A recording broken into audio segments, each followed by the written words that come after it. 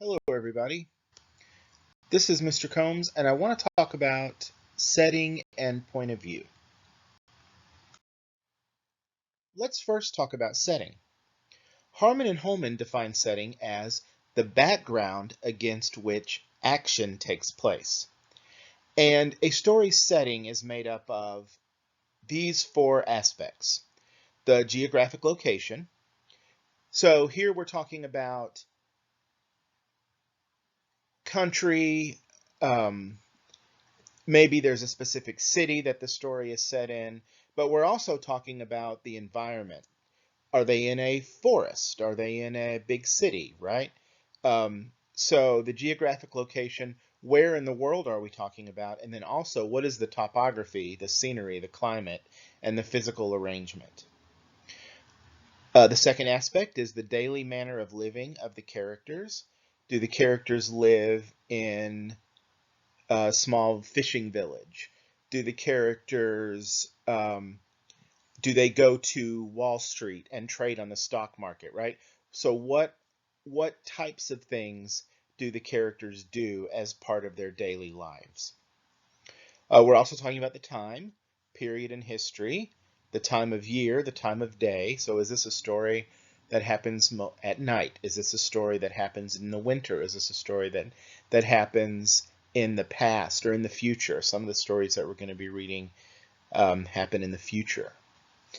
And then also the religious, political, moral, social, and emotional environment. So what kind of situation are these people living in?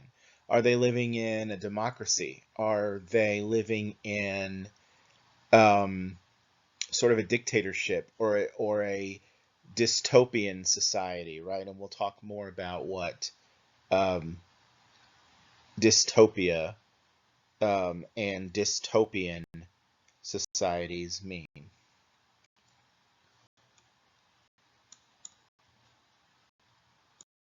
So I hope that you all have seen the movie The Croods. Let's consider this breakdown um, of the setting of the movie The Croods. So the geographic location. The family in this movie lives in a seemingly tropical environment out in the open, only using caves for shelter. The climate is warm and sunny. The scenery is very lush and vibrant. The daily manner of living of the characters. The daily life of the characters centers around survival.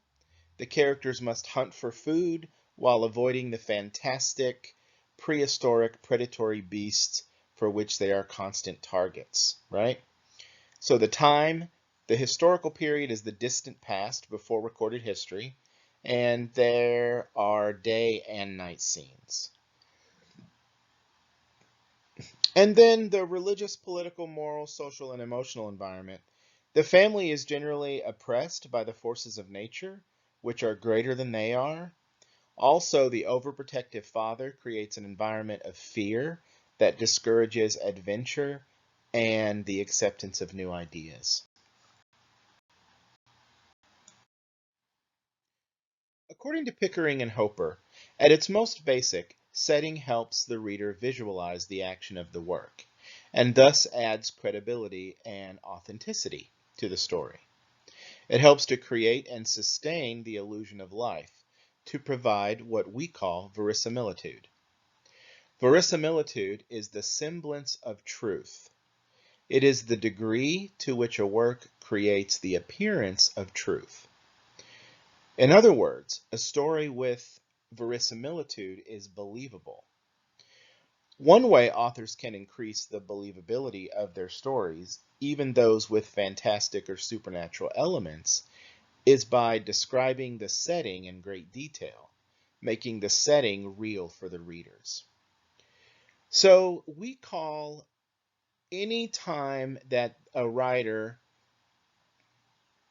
tries to add believability to their stories, verisimilitude. And one example of that is if you've read the Scarlet Letter.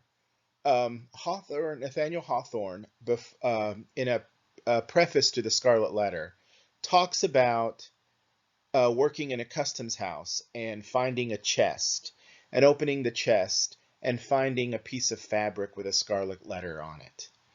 And then his novel, The Scarlet Letter, is telling the story of that piece of fabric, right? So that whole preface where he talks about finding the piece of fabric and now this is the story, that lends believability to the story, right? So that is verisimilitude.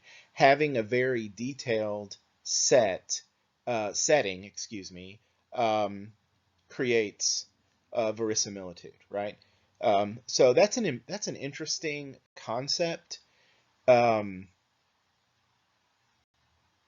and I'll try to find a greater discussion of verisimilitude and include it in this week's lesson.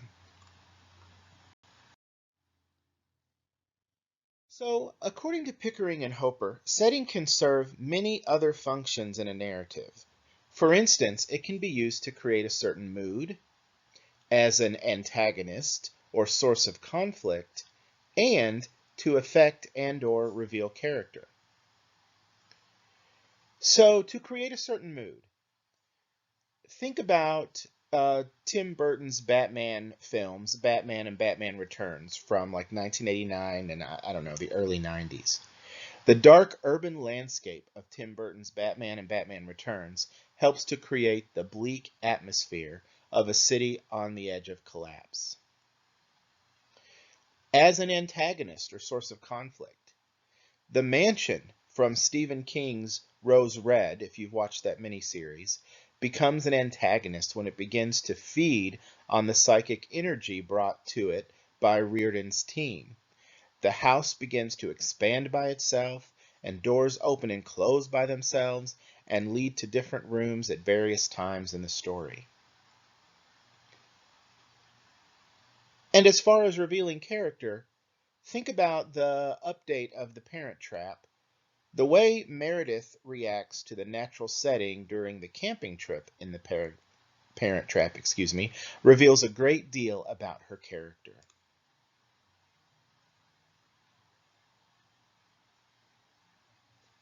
Also, think about the characters from the HBO show Oz. I don't know if you remember that show.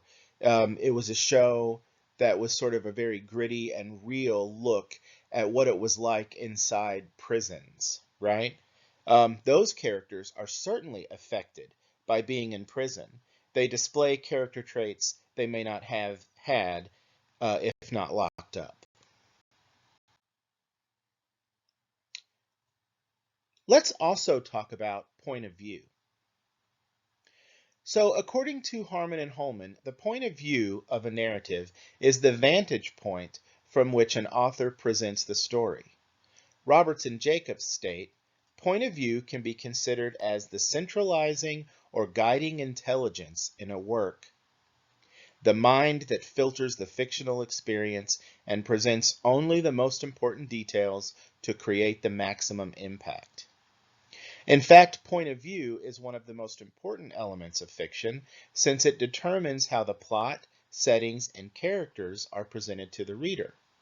Or, as Pickering and Hopper put it, it governs the reader's access to the story and determines just how much he or she can know at any given moment about what is taking place.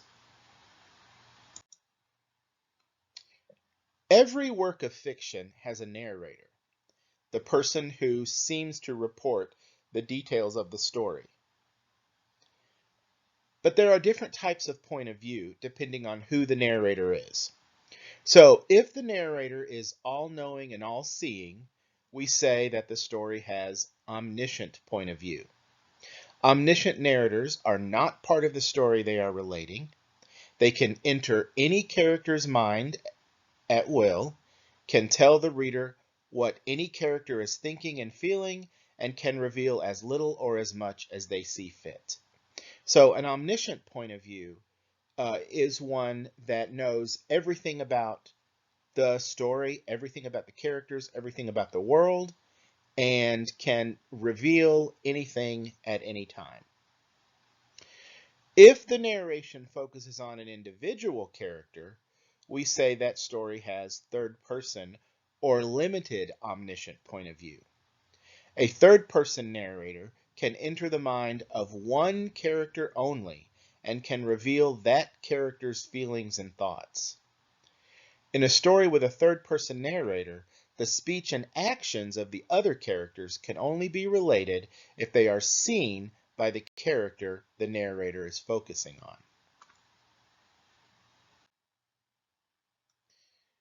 If the narrator is a character in the story, we say that the story has first person point of view.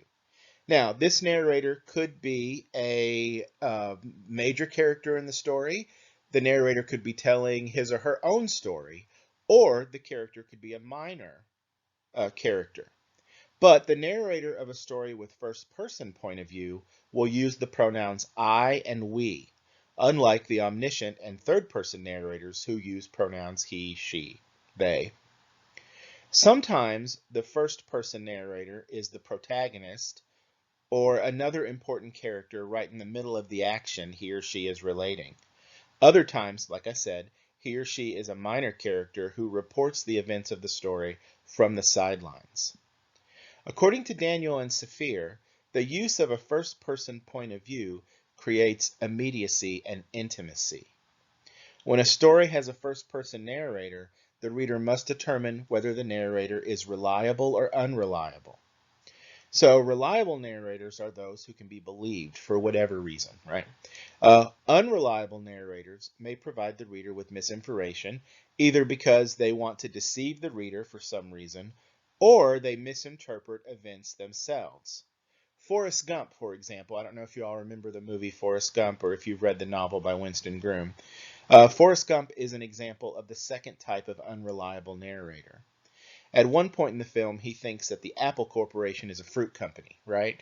So Forrest Gump isn't trying to deceive anyone, but he's an unreliable narrator because he interprets um, the world around him incorrectly. So he tells us, the reader, things. He's narrating his own story, and he tells the reader things that are untrue, but it's because it's the way he has interpreted them, not because he's necessarily trying to lie to us. Sometimes an unreliable narrator will try to lie, will try to keep things from the reader. It's very interesting if you have an unreliable narrator. It sort of makes the reader become sort of like a detective to see, well, what is really being done here, or what action is really being taken, especially when the unreliable narrator is one who is deceitful and not just a person who's not all that smart, like Forrest Gump.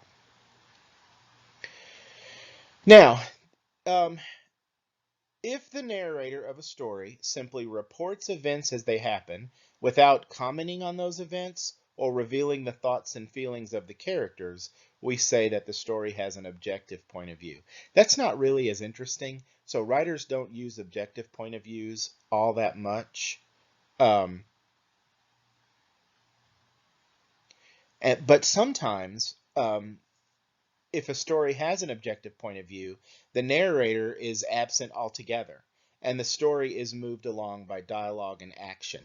There are some